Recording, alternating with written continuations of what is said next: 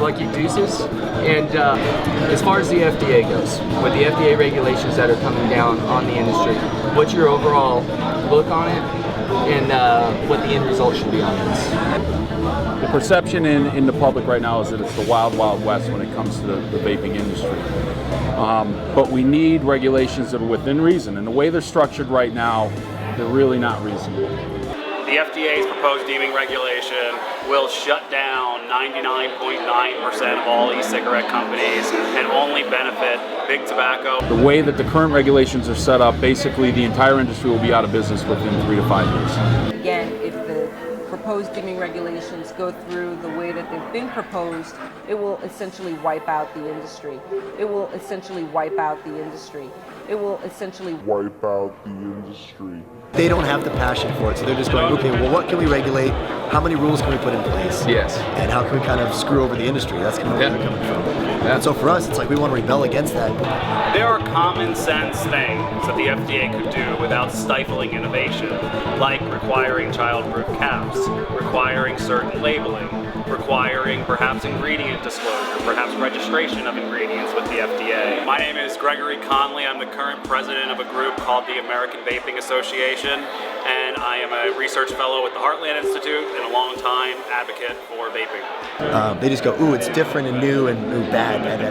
Let's regulate it. You know? Yes. Whereas like we got greenhouse gases and other emissions and stuff. It's like, yes, go worry about the big boys. You know, leave us alone. I mean, the FTA stuff, it's kind of needed in a long. I mean, I think the way they're going about that is totally wrong because it is based in fear, it is based in ignorance, and they don't have a passion to find out why. Yes. Well, right now, the way FDA is trying to regulate it, they're trying to classify electronic cigarettes and vaporizers under the Tobacco Control Act, which these are not tobacco products.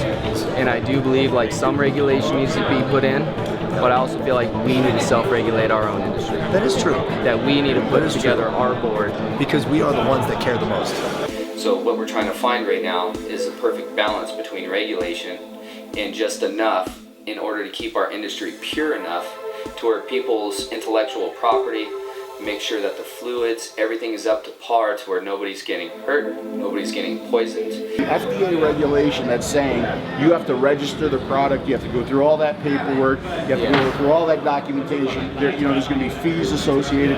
It's a scary thing, okay? It's going to slow innovation down. We want to make sure that the innovation can continue the way that it is. Hi, my name is Cynthia Cabrera. I am the Executive Director of the Smoke-Free Alternatives Trade Association. We lobby for the open vapor products in the industry. Putting these products in the same category as tobacco would be very detrimental to the industry.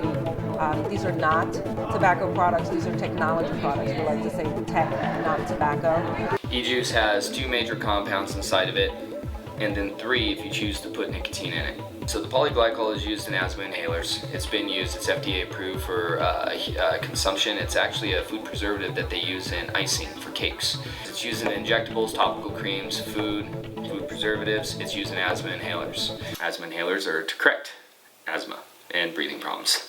On a daily basis, we're digesting it, and we don't even know when we're doing it because it's that widely used. And so, but now we have the second ingredient in it, which is vegetable glycerin.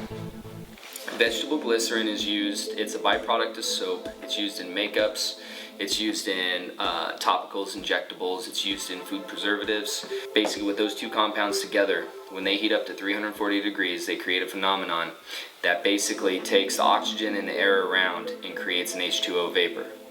Is that even though these 2 compounds, they are oil-based, but they're water soluble.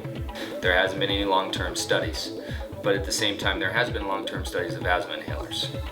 How many people have been reported from dying of cancer because of their asthma inhaler? One of the reasons why the FDA is cracking down is because the marketing ploy that companies are using. They have a marketing ploy to say, quit smoking, use this to stop smoking. It's not labeled as a cessation device. We cannot market it that way. We don't encourage that at all.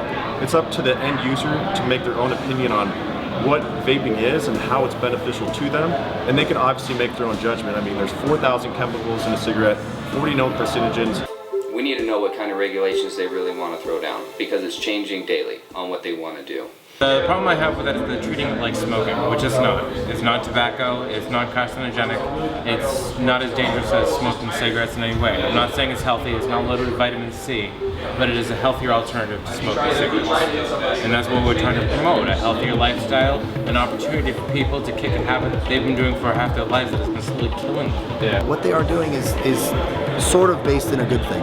Yes. And that's hard. They don't have the passion for it, so they're just going, okay, well, what can we regulate? How many rules can we put in place? Yes. And how can we kind of screw over the industry? That's kind of where they're coming from. And so for us, it's like we want to rebel against that. The good news for consumers and for business is that in 2014, we defeated taxes in states like Vermont, Washington, Oregon, and Massachusetts, all of which, when we first heard the taxes being proposed, we thought, oh, we're in trouble. And so obviously the ideal for public health is no taxation beyond sales tax, because even that one nickel can discourage one smoker from switching. But if there's going to have to be taxes, if there's going to have to be sin taxes, then you should at least apportion that sin tax based off of risk. We can't promote it as a safer alternative to cigarettes, okay? Okay, you know what? We are the proof. We are the promotion for that. That's covered. My father died of throat cancer many years ago. I would have loved to have been able to give him an alternative. Most industries have the opportunity to mature and to grow organically. This industry, while pioneered by visionaries, I mean, this industry is the embodiment of the American dream, right? These were a bunch of people who saw a product, they were like, oh my gosh, I could do something with this, and they did. But thankfully, we do have dedicated vapors all across the country who they step up and they go to city council hearings and they make phone calls when the time's needed. The FDA regulations that are coming down inside New York. It's pretty tough because they want to ban everything. So that's the biggest concern, long-term effects. I used to smoke while riding and I'm like, why am I exhausted? Like, and I just keep going, like smoking cigarettes and all that, I just keep going. If FDA actually steps in and this ban goes through, I don't know what I'm going to do. Like, I'm most likely going to go back to cigarettes. Myself and my partner have put a lot of time and effort and money into building something that we're very proud of, and that actually provides some level of benefit to the community. And to see that just go away because of inaction just it's not an option for us. Yeah. People that have experience within the tobacco lobby, they marvel at how strong our consumer base is and yet how fractured we are. You walk around and a lot of these people, they have been vaping for 3-4 years.